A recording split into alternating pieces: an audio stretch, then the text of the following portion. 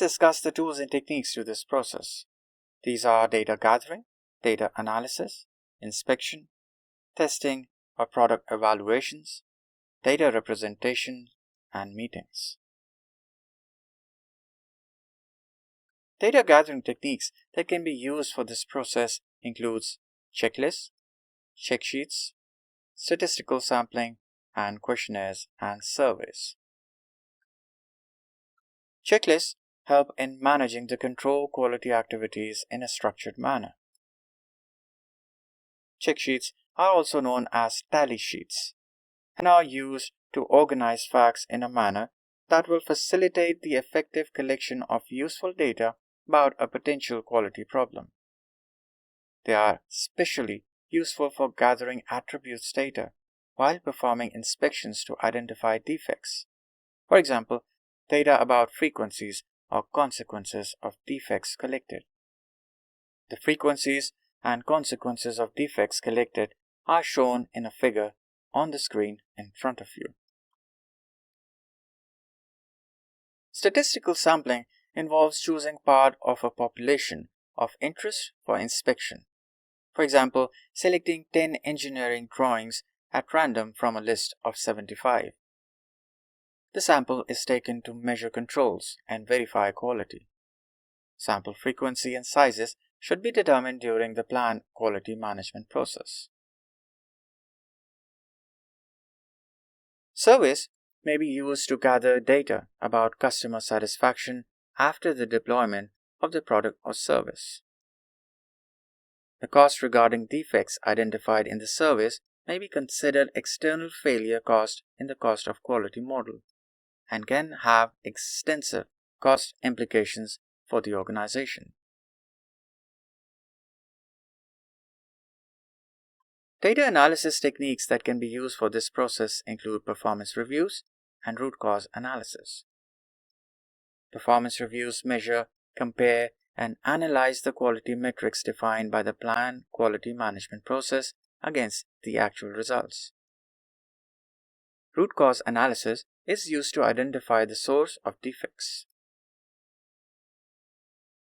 An inspection is the examination of a work product to determine if it conforms to documented standards. The results of inspections generally include measurements and may be conducted at any level. The results of a single activity can be inspected, or the final product of the project can be inspected. Inspections may be called reviews, peer reviews, audits, or walkthroughs. In some application areas, these terms have narrow and specific meanings. Inspections are also used to verify defect repairs.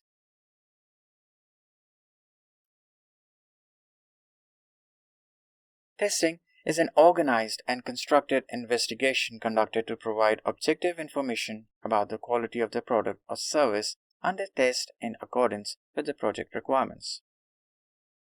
The intent of testing is to find errors, defects, bugs, or other non-conformance problems in the product or service. The type, amount, and extent of tests needed to evaluate each requirement are part of the project quality plan and depend on the nature of the project, time, budget, and other constraints. Tests can be performed throughout the project as different components of the project becomes available, and at the end of the project on the final deliverables. Early testing helps identify non-conformance problems and helps reduce the cost of fixing the non-conforming components. Different application areas require different tests. For example, software testing may include unit testing, integration testing, black box, white box, interface testing, regression testing, or alpha testing, etc.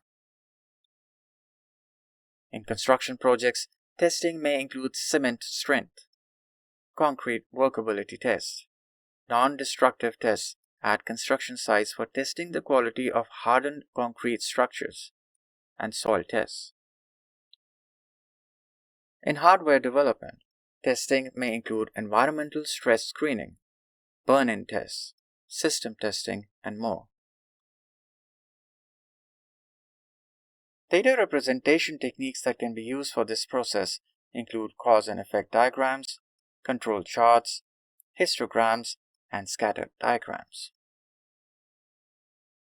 Cause and effect diagrams are used to identify the possible effects of quality defects and errors. Control charts are used to determine whether or not a process is stable or has predictable performance. Upper and lower specification limits are based on the requirements and reflect the maximum and minimum values allowed. Upper and lower control limits are different from specification limits.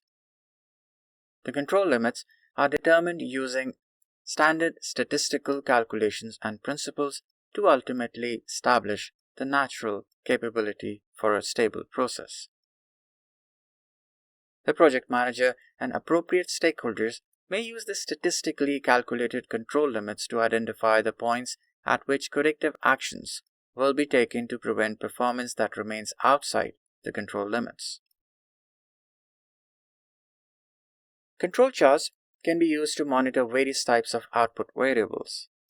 Although used most frequently to track repetitive activities required for producing manufactured lots, control charts may also be used to monitor cost and schedule variances, volume, frequency of scope changes, or other management results to help determine if the project management processes are in control. Histograms can demonstrate the number of defects by source or by component, while scatter diagrams can show the planned performance on one axis and the actual performance on the second axis.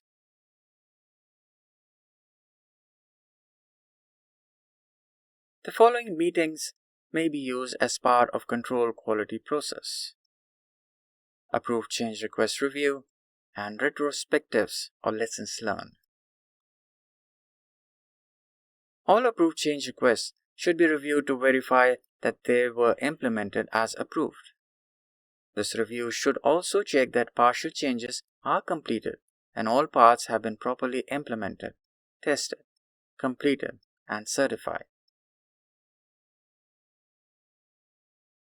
Retrospectives or lessons learned kind of meetings are meetings held by a project team to discuss successful elements in the project or phase, or what could be improved, or what to incorporate in the ongoing project and what in future projects. It may also include answering questions like what to add to the organization's process assets.